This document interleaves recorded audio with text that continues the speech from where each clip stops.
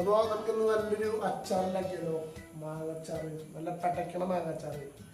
അപ്പോൾ ഹോസ്റ്റൽ ലൈഫിൽ ഉണ്ടാക്കാവുന്ന പരിമിതമായിട്ടുള്ള സാഹചര്യങ്ങളിൽ നമ്മൾ ഉണ്ടാക്കുന്ന അടിപൊളി മാങ്ങച്ചാറ്.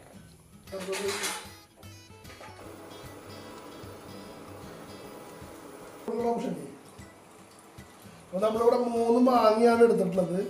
3 മാങ്ങ, നമുക്ക് കുറച്ച് പച്ചമുളക്, ഇഞ്ചി, വെളുത്തുള്ളി, ഇത്ര ഐറ്റംസാണ് നമ്മളിപ്പോൾ എടുത്തിട്ടുള്ളത്.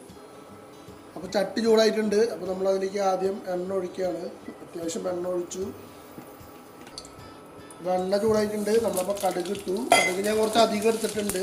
ബിക്കോസ് നമ്മൾ കടുക് പൊടിയല്ല, കടുകായിട്ട് തന്നെയാണ് ചേർക്കുന്നത്. അപ്പോൾ ഈ കടുക് ഒന്ന് പൊട്ടി വരുമ്പോൾ നമ്മൾ അടുത്ത ഇൻഗ്രീഡിയൻസ് ആയിട്ടുള്ള നമ്മുടെ വെളുത്തുള്ളി ഒക്കെ നമ്മൾ ചേർക്കും.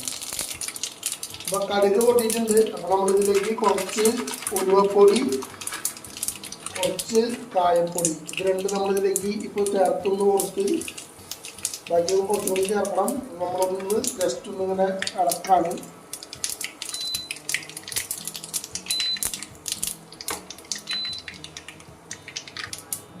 അപ്പോൾ അതിലേക്ക് നമ്മൾ വെളുത്തുള്ളി,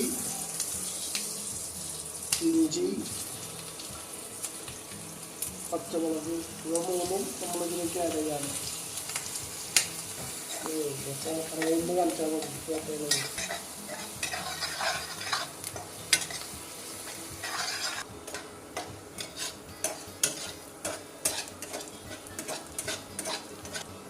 നമുക്കിതിലേക്ക് കുറച്ച് ഉപ്പ് ആഡ് ചെയ്ത് കൊടുക്കണം. അപ്പോൾ ഇത് പെട്ടെന്ന് ഇത് മൊരിഞ്ഞ് വരാൻ ഈ ഉപ്പ് നമുക്ക് ഹെൽപ്പ് ചെയ്യും. അപ്പോൾ നമ്മൾ ലേശം ഉപ്പിട്ടു. ഇനിയിപ്പോൾ ലാസ്റ്റാണ് നമ്മൾ ഉപ്പിടാം. ഓക്കെ. അപ്പോൾ നമ്മളിതിലേക്ക് ഇനിയിപ്പോൾ അടുത്ത നമ്മുടെ സാധനങ്ങൾ ആഡ് ചെയ്യാൻ പോകും. അപ്പോൾ അതിന് മുന്നായിട്ട് തീ ഒന്ന് കുറച്ച് വയ്ക്കണം. തീ കുറച്ച് വെച്ചു. നമ്മളിതിലേക്ക് ഇപ്പോൾ ഒരു ഗോൾഡൻ ബ്രൗൺ കളറിൽ ഇപ്പോൾ ഈ വെളുത്തുള്ളിലേക്ക് ആയിട്ടുണ്ട്.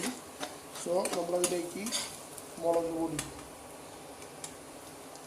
കുറച്ചിടാം. അതേപോലെ തന്നെ ഇത് കാശ്മീരി മുളക് പൊടി, കളർ കിട്ടാൻ വേണ്ടിയിട്ട്.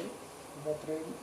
പിന്നെ കായപ്പൊടി, കുറച്ചുകൂടി കായപ്പൊടി ആഡ് ചെയ്യണം. കായാണല്ലോ ഇതിൻ്റെ മെയിൻ ഒരു ഇൻഗ്രീഡിയൻ്റ് എന്ന് പറയുന്നത്. കായപ്പൊടി നമ്മൾ കുറച്ച് ആഡ് ചെയ്തു.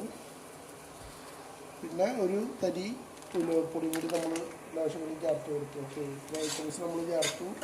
തീ വളരെ കുറച്ചിടാൻ ശ്രദ്ധിക്കണം, ഇല്ലെങ്കിൽ ഇത് പെട്ടെന്ന് കരിഞ്ഞ് ഇതായി വരും. ഇതൊന്ന് മൂത്ത് വരുമ്പോൾ ഇതിൻ്റെ ആ പച്ചമണം ഒന്ന് മാറി കിട്ടണം മസാലയുടെ. ലേശം കൂടി എണ്ണ ആഡ് ചെയ്തിട്ടുണ്ട്. ഇതിലേക്ക് ഒന്ന് ഈ മസാലയുടെ പച്ചമണം ഒന്ന് പോയി കഴിഞ്ഞതിന് ശേഷം ഇതിലേക്ക് മാങ്ങ ആഡ് ചെയ്യാം. അപ്പോൾ അതിലേക്ക് നമ്മൾ മാങ്ങ ആഡ് ചെയ്യാണ്.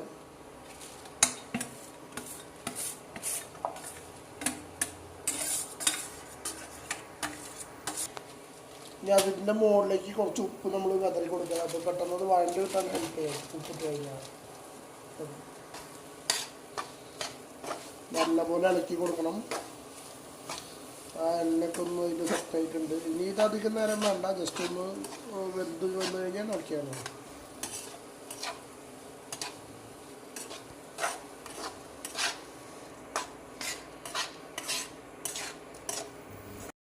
നമ്മുടെ അച്ചാർ റെഡി ആയിരിക്കുകയാണ്. അപ്പോൾ അത് ചൂടാറാൻ വേണ്ടി നമ്മളൊരു പ്ലേറ്റിൽ വെച്ചിരിക്കുകയാണ്. ഇനി നമുക്ക് ചൂടാറി കഴിഞ്ഞാൽ പാത്രത്തിലേക്ക് മാറ്റി വയ്ക്കാം. അപ്പോൾ കുറച്ച് വിനാഗിരിയും കൂടി അതിൻ്റെ മുകളിൽ ചേർത്തൊന്ന് ഇളക്കി കൊടുത്താൽ സംഭവം ഉഷാറായി. അപ്പോൾ അടിപൊളി മാങ്ങ അച്ചാർ സെറ്റ്.